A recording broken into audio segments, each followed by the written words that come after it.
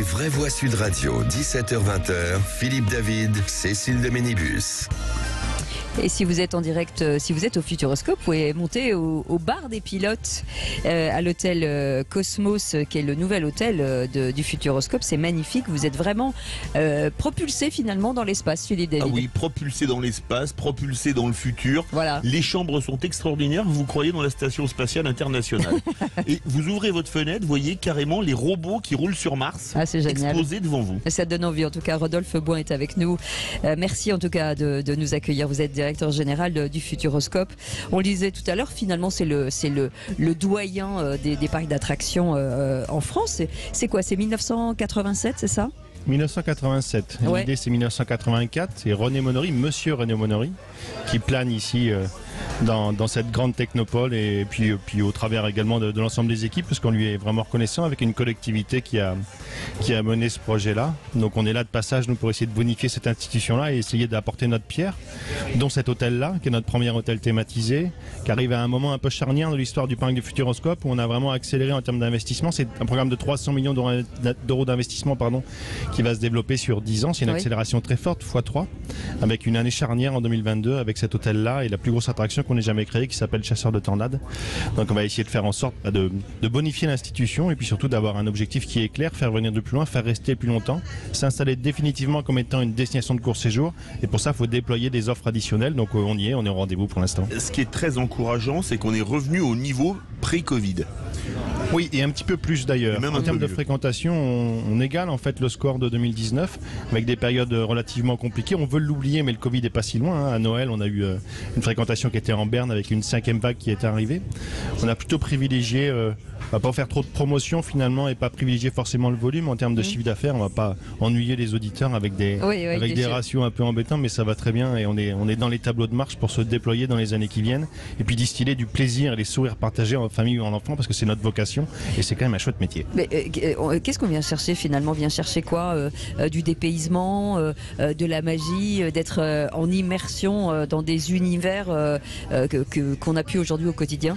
Déjà, on redescend un peu de 2-3 crans. En fait, notre mission, c'est se ressourcer, rompre avec le quotidien, se retrouver en famille ou entre amis. C'est une mission qui est très noble, donc on a vraiment plaisir d'avoir à cœur de travailler sur ce sujet-là. Après, oui, le sujet, c'est de transporter en fait nos visiteurs dans des histoires immersives avec une technologie qui est évidemment une technologie de très haut niveau. On fait le tour du monde pour essayer d'aller chercher les technologies qui sont les technologies les plus intéressantes du monde. Il y a une vingtaine d'années, on montrait la technologie et ça suffisait en fait à soi-même. Là maintenant, on la cache au service d'une histoire immersive pour essayer de raconter des choses, comme par exemple quand on est à l'intérieur d'une attraction comme Chasseur de Tornades. Et évidemment, faire en sorte que le futur ne soit pas anxiogène. On essaye de réenchanter le futur. Donc pour tous ceux qui feront l'attraction Chasseur de Tornades, je vous rassure, ça se finit bien. C'est une destination touristique, on peut le dire. Vous attirez combien de pourcentage de visiteurs étrangers et français? Alors aujourd'hui, c'est 7% à l'international, parce que c'était pas notre vocation et c'était recentré sur le cœur de cible que sont les familles françaises. Là, dorénavant, la stratégie, c'est de croître à peu près de 500 000 visites, passer d'1 900 000 visites à 2 400 000 visites. Et donc on réfléchit à, encore une fois, faire venir de plus loin, faire rester plus longtemps. On cherche pas forcément à percer sur l'international, mais quand on dit faire venir de plus loin, Bruxelles, le nord de l'Italie ou le nord de l'Espagne nous intéresse au même titre que Marseille ou Nice. Eh bien écoutez, on revient dans un instant. Juste avant, on va vous offrir des cadeaux encore, parce que ça n'arrête jamais sur Sud Radio. Vous avez remarqué, je pense qu'on fait vraiment tout pour vous faire plaisir et vous redonner le sourire à la veille de ce week-end. Encore des heureux à venir. 0826 300 300. Allez, on va vous envoyer encore 4 places. Rodolphe Boin nous dit, allez, 4 places et demi. Voilà. Vous pouvez y aller avec un 3 enfants, un demi-enfant. Allez, un demi-enfant. Famille, quoi. Vous laissez la moitié à la maison. 0826 300 300. Rodolphe a un chiffre entre 0 et 10. Allez, on y va. Le 6. 6e appel au standard, 0826 300 300. On vous offre 4 places pour le Futuroscope. Et nous, on revient dans un instant avec la suite de notre programme DVV. À tout de suite là. En direct du Futuroscope.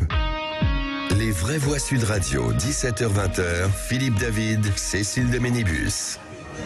On est heureux de vous retrouver. Vous entendez ces verres là, ting ting ting. Oui. Tout le monde boit des cocktails, les cocktails de l'espace, puisqu'on est en direct de l'hôtel Station Cosmos, le nouvel hôtel magnifique 4 étoiles du parc Futuroscope et on est dans le bar des pilotes, hein, bien sûr, parce qu'il faut des pilotes pour piloter des fusées. Et on a tous des télescopes, des combinaisons, Oui, des c'est casques génial. d'astronautes, de J'adore. pilotes. Mais on est vraiment en immersion. Ça donne un Et- côté Top Gun. Et si on vous dit l'extraordinaire voyage, par exemple les chasseurs de tornades, l'objectif Mars, Lapin crétin, Danse avec les robots, Arthur les Minimoys, en tout cas ça donne envie. Nous on n'a pas eu l'occasion de faire des attractions, mais on reviendra avec vous Ah bon, parce on qu'on viendra. était, on est très content d'être là avec le directeur général Rodolphe Bouin qui est avec nous, qui nous accueille avec tellement de gentillesse depuis le début.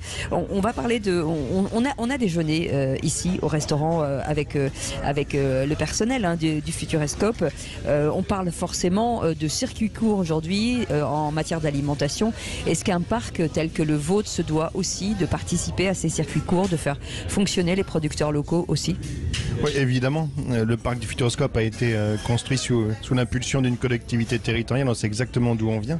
Donc il faut essayer de la jouer locale sur l'ensemble des sujets, y compris sur la nourriture, y compris également sur les fournisseurs qui construisent nos très belles attractions et nos très beaux hôtels. Et donc on s'organise même pour faire en sorte que ce soit un maximum local, que ce soit dans le bâtiment ou dans la nourriture.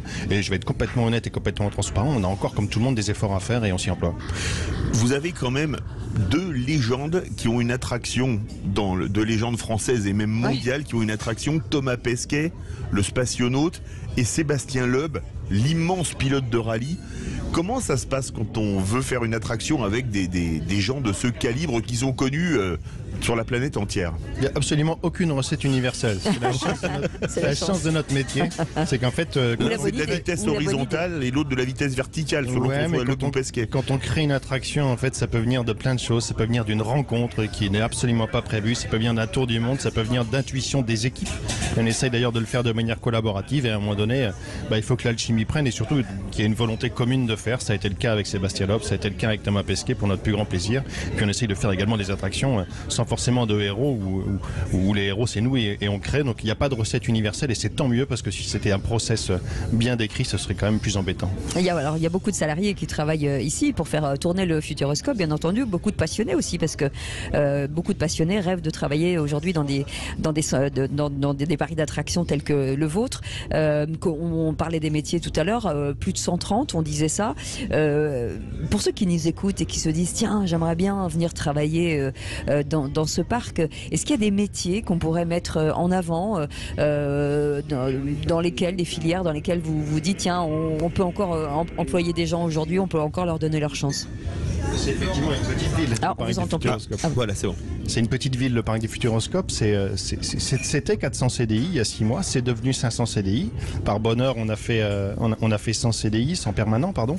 Et puis on monte jusqu'à 1500 personnes au mois d'août, avec des métiers divers et variés. Il y a de la place pour tout le monde. On a quelques carences ici et là. Et puis surtout, ce qu'on promet, j'allais presque dire, avant les compétences et avant les métiers, c'est une formidable aventure humaine. On essaie de cultiver ça au fur et à mesure.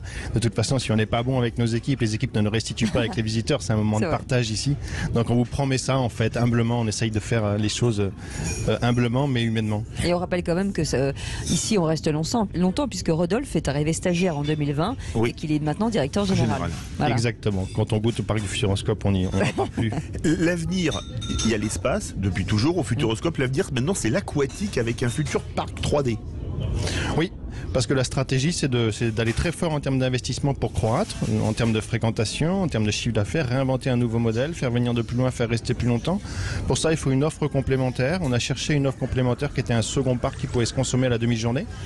On s'est dit que parc aquatique, c'était intéressant, qui pouvait potentiellement banaliser la marque et surtout regarder comment il était possible de le faire d'un point de vue, de manière sérieuse d'un point de vue environnemental. Donc, c'est adossé à un grand programme environnemental qui permet d'être à énergie positive sur un équipement qui en général ne l'est pas complètement, à savoir tous ces parcs aquatiques. Donc ce sera en fait le point d'orgue de l'ensemble de nos investissements qu'on a imaginés en 2018. Les premières pierres arrivent en 2022 et on clôturera ce programme en 2024.